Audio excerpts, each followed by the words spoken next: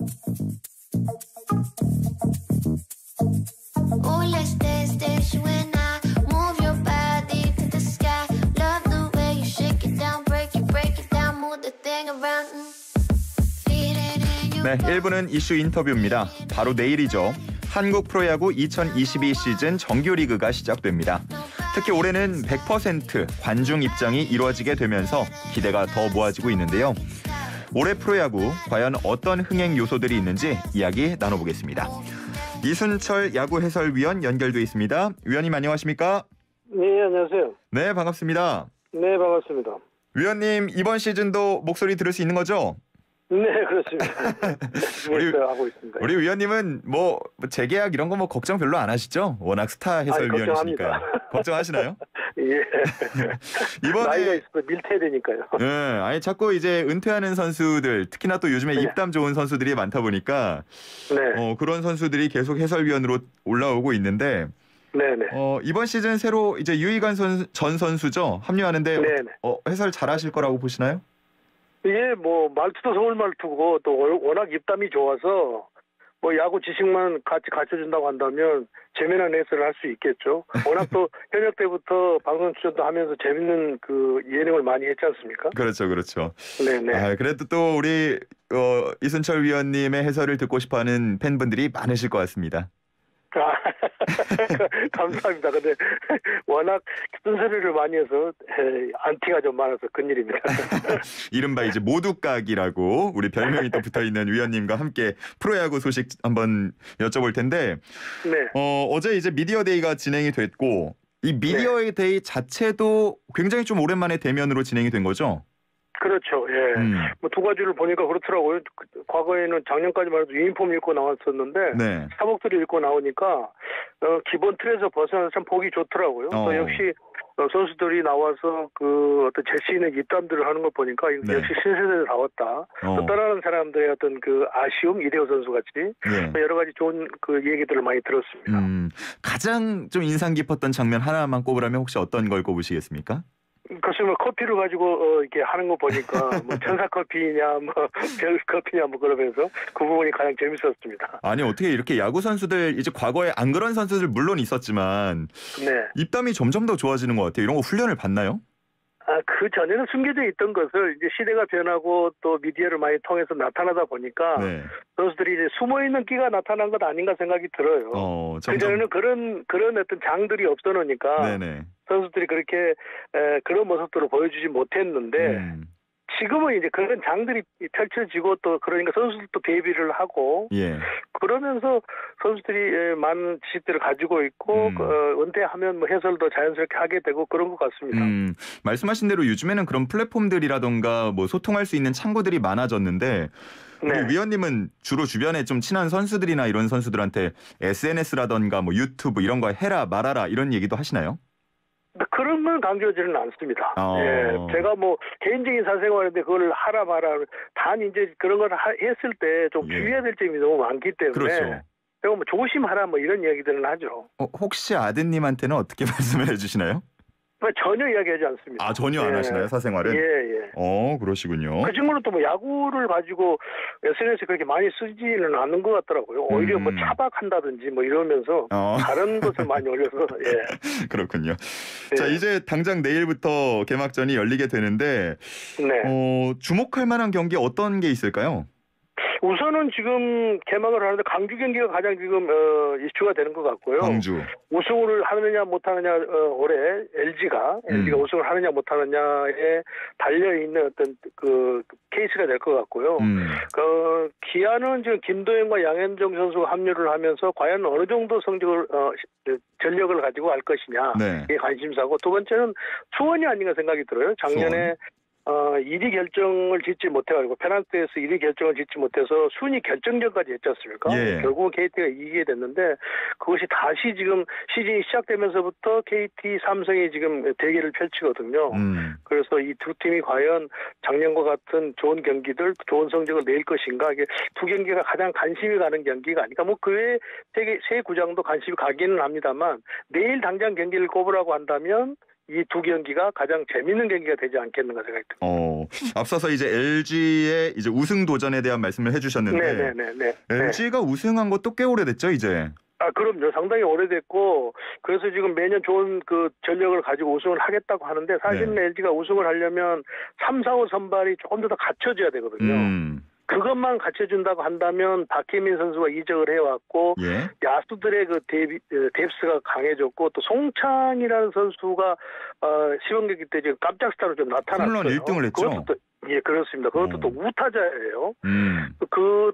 그렇게 본다고 한다면 3, 4, 5, 그러니까 임창규, 이민호 선수가 어느 정도 선발로서의 역할을 했냐에 따라서 LG가 우승을 할 수 있느냐 없느냐 갈림길에 설 것 같아요. 왜 그러냐면 불펜과 마무리는 10개 구단에서 어느 구단에도 뒤처지지 않거든요. 네네. 그 항상 LG 타선을 보면서 많은 분들이 아쉬워했던 게 장타를 외국 용병에게만 맡기는 듯한 그런 거를 좀 아쉽다고 하신 분들이 많았는데 이번에 어떻게 좀 기대를 해봐도 될까요? 글쎄 박혜민 선수가 합류를 해서 삼성에서 이적을 해서 FA로 어느 정도 활약을 하느냐. 그래서 사실은 LG가 좌타자가 줄을 이루고 있거든요. 그러면 우타자가 어느 정도 거기에 뒷받침이 돼줘야 되는데 지금 최은성 선수라든지 이번에 깜짝 스타로 나타난 송창희 선수가 과연 어느 정도 뒷받침을 해주냐에 따라서 LG가 타선이 강해지냐 약해지냐 이렇게 될 것 같거든요. 앞서서 뭐 LG의 우승 도전 말씀해 주셨지만 어제 미디어 데이 보니까 거의 이제 공공의 적이라고 불리는 건 KT더라고요. 네네네. 역시나 이번에도 전력은 뭐 유지가 됐다, 더 강해졌다 어떻게 보십니까?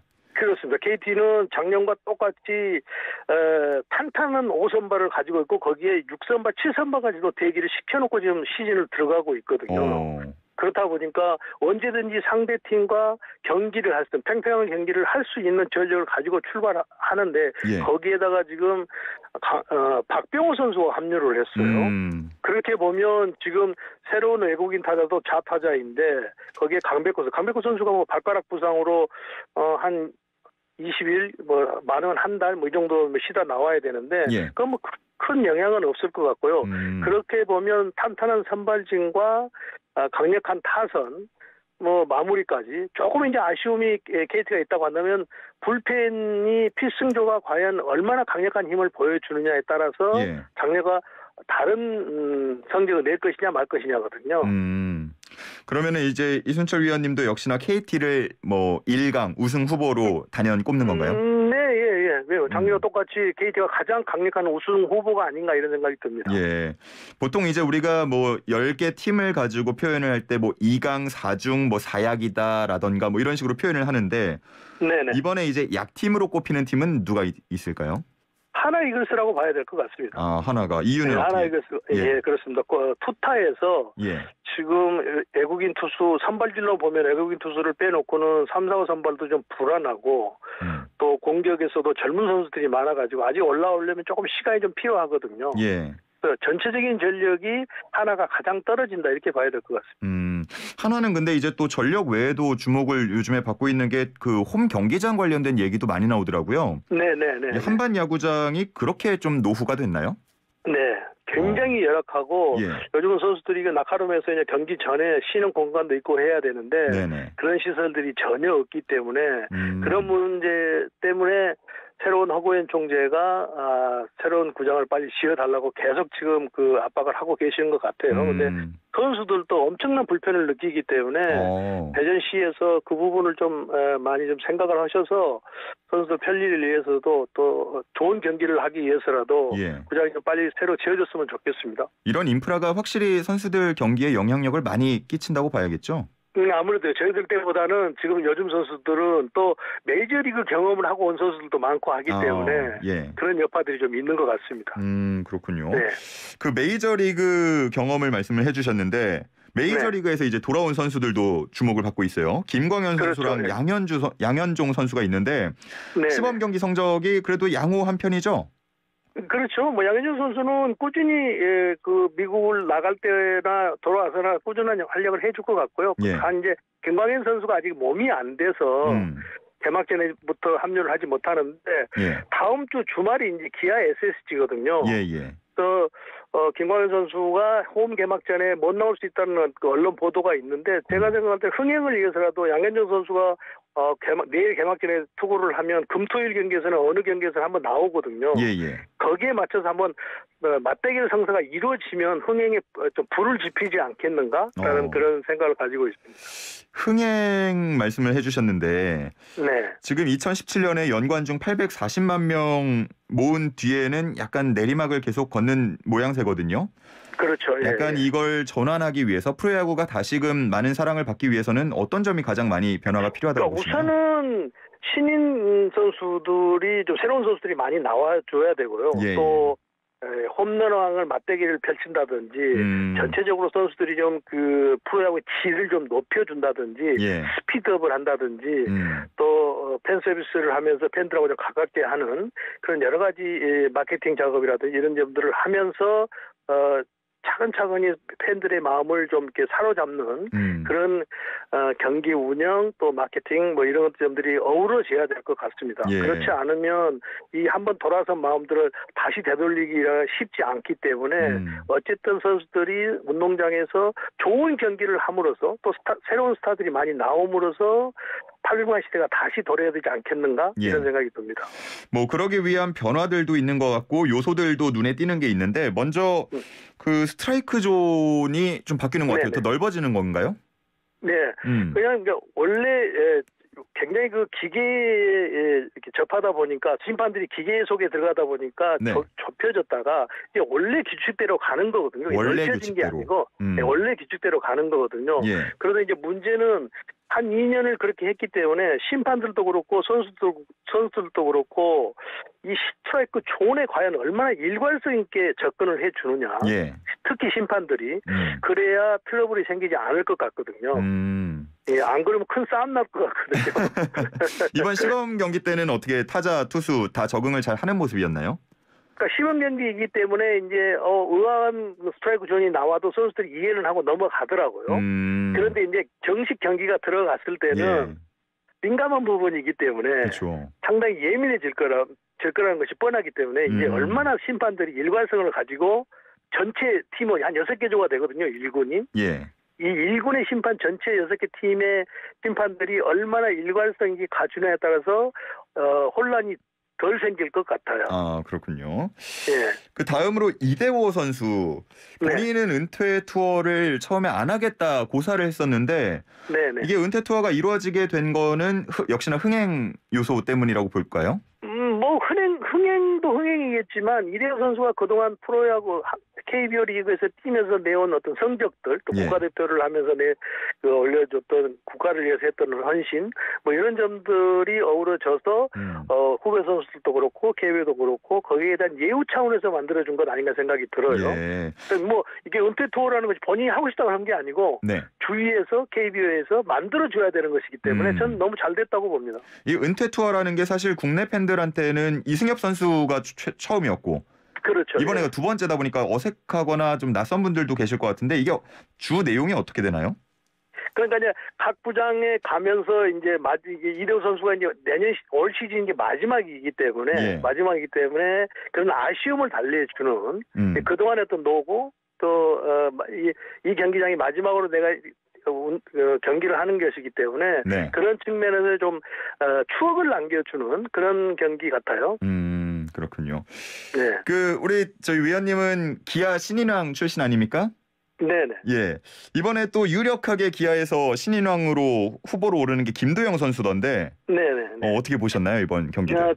충분히 그렇게 지금 어떤 박수를 받고 찬사를 받을 수 있는 실력을 시범 경기에서 보여줬어요. 그러니까 보통 우리가 신인들을 볼 때 특히 타자로 보면 두 가지를 보거든요. 변화구에 약하느냐, 투나싱 이후에 대처가 되느냐 못 되느냐 이렇게 보는데 이 김도영 선수는 그 두 가지를 다 지금 대처를 하고 있습니다. 변화구 대처도 하고 있고 투나싱 이후에도 유인구도 참아낼 줄 알고 또 실투하면 잘 처리하고 뭐 그렇기 때문에 충분히 빨리 적응을 하면서 좋은 성적을 낼 것이다 이렇게 지금 예상을 하고 있습니다. 그렇군요.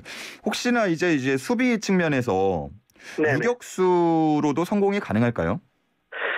박찬호 선수가 있어가지고 유격수로 가기에는 좀 아직까지는 조금 미흡한 것 같고요. 그럼 일단 3루수로. 그렇습니다. 예. 팀 사정으로 봤을 때도 3루에 가서 꾸준히 경기를 나오는 것이 김도영 선수나 기아 타이거즈나 훨씬 더 이로울 것 같아요. 그렇군요. 예. 아무래도 같은 팀 신인왕 출신 기대가 좀 많이 되실 것 같아요.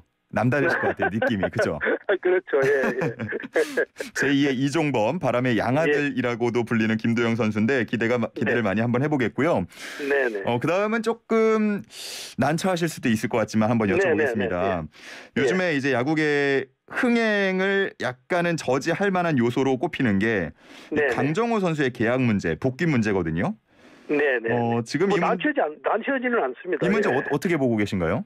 그러니까 프로야구 KBO 리그를 위해서 KBO 리그에서 큰 결단을 해줘야 되는 건 아닌가 생각이 듭니다. 그러니까 어느 쪽이 어떤 결단을 해야 되죠? 그러니까 강정호 선수가 들어옴으로써 아무래도 프로야구에 해를 끼친다고 한다면 그것이 팬들이 받아들이지 못한다고 한다면 강정호 선수를 굳이 받아들여야 되는 것인가라는 생각이 들어요. 그래서 KBO 리그를 위해서 KBO가 결단을 크게 해야 되는 것 아닌가 생각이 듭니다. 그러면 KBO가 일단 승인을 해주지 말아야 한다라는 쪽으로 의견을 갖고 계신 거죠? 네네네. 그렇군요. 알겠습니다. 앞서서 이제 가장 강력한 우승 후보는 KT라고 말씀을 하셨고, 이제 가을 야구를 진출할 5강을 보통 꼽지 않습니까? 네네. 그럼 나머지 2, 3, 4, 5는 어떤 팀으로 혹시 보시나요? SSG하고요. 김광현 선수가 합류를 했기 때문에 또 SSG가 들어갈 것 같고요. 기아 타이거즈도 그렇고요. 삼성 라이온즈, LG 트윈스 이 네 팀이 5강에 들어가지 않을까라는 생각이 듭니다. 그렇게 네 팀이. 네네. 그렇군요. 그리고 궁금한 게 이제 해외에서 온 선수들 중에 푸이그 선수도 굉장한 주목을 받았었어요. 그렇죠. 근데 이제 시범 경기에서는 다소 좀 아쉽다라는 평가들 많이 나왔거든요. 홈런이 없고 타율도 1할 때. 이유가 뭐라고 보십니까? 메이저리그에서 이제 경기를 했기 때문에 조금 적응을 하면 달라질 것이다라는 예상은 하고 있습니다만, 근데 이제 그건 이제 그 선수가 해결을 해야 될 문제니까요. 근데 제가 봤을 때는 홈런을 30개 이상 칠 것이다라는 것은 조금 회의적입니다. 왜 그러냐면 홈런을 많이 치려면 히팅 포인트가 좀 앞에 나와줘야 발사각이 되면서 비거리가 늘어나는 것이거든요. 근데 이 선수는 히팅 포인트가 너무 뒤에요. 그렇게 보면 단타, 2루타 이런 안타들이 많이 나오지 홈런이 많이 나오지는 않거든요. 거기에다가 좀 스피드가 그렇게 빠르지가 않아요. 그래요? 이 문제를 빨리 해결을 해야 푸이그 선수가 명성답게 30개, 40개 홈런을 때려내지 않을까 생각이 듭니다. 그렇지 않는다고 한다면 20개 치는 것도 어렵지 않겠는가 이런 생각이 들어요. 그렇군요. 지금 많은 청취자분들께서 왜 5강에 우리 팀은 안 뽑아주냐라고 하면서 0013님 두산 포에버 5강에 왜 두산 없어요? 라고 물어보시는데 혹시 어떤 이유로 보십니까? 사실은 제가 가장 두산을 마음속에 두고 있는데 제가 말씀드렸던 5강을 가장 위협할 팀은 두산이거든요. 그동안 박근호 선수가 빠졌다고 해도 두산이 선발진과 마무리, 야수진들 수비가 탄탄하기 때문에 쉽게 무너질 팀이 아니거든요. 그런데 지금 현 시점에서 봤을 때는 제가 말씀드렸던 5강팀, 두산은 언제든지 경기를 하면서 상대 5강에 들어가 있는 팀들을 가장 위협할 팀이라는 것을 말씀드릴 수 있습니다. 언제든 그 자리에 올라와도 어색하지 않은 팀. 그렇습니다. 두산이고 4857님께서는 위원님 이번에도 롯데는 안 될까요? 이러시는데요. 롯데는 이제 5강 안에 들어가려면 제가 볼 때는 이합주 선수가 왔습니다만 전체적인 수비 범위가 조금 더 넓어지고 탄탄해져야 5강 안에 들어갈 수 있다고 보거든요. 수비 쪽이 강화가 돼야 된다. 손아섭 선수가 빠진 공백을 과연 어떤 신인 선수가 손아섭 선수만큼은 아니더라도 공백을 메워줄 수 있느냐. 거기에 기동력까지 갖춰진다고 한다면 롯데도 충분히 가능한데 시간이 좀 필요하겠죠. 시간이 좀 필요하다. 알겠습니다. 시간이 얼마나 필요할지 한번 좀 시즌 진행되는 거 지켜보겠습니다.